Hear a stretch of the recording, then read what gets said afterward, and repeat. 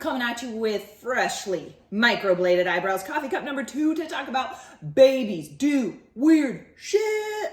Okay, so do I, but it's fine. So first we're gonna start with 4-month-olds because those kids, whoo, I'll have you questioning things. 4 months is when you actually have brainwave changes. So you go from active sleep and limp noodle sleep, which are the 2 stages of sleep in newborns, to at 4 months, you start having actual sleep cycles, melatonin production, all that stuff. So what that's gonna look like is actually connecting your sleep cycles is a learned behavior. So those kids are gonna wake up a lot. So my first suggestion is to turn them so the top of their head is facing you and they don't look to the side and see you because they're also getting super social. But the other thing they're gonna do that's super duper weird is drool.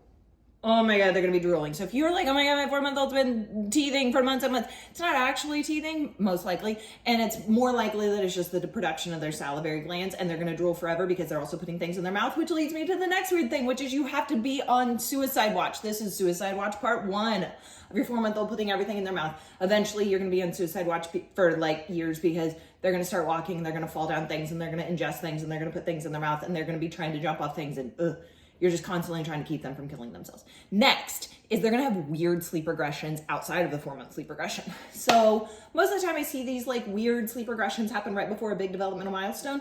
So like kids will either stop sleeping or they'll sleep in a weird position. Like I had one patient that would continuously fall asleep either standing or sitting right before she started walking. So that's normal. Now, last thing they're gonna do, another weird thing, is they're gonna have parental preference or stranger danger or something. And like all of a sudden, you know, grandma and grandpa come over and they start screaming and they cling to you. It's not because they hate grandma and grandpa. It's just because now they have separation anxiety and they want you to stick around.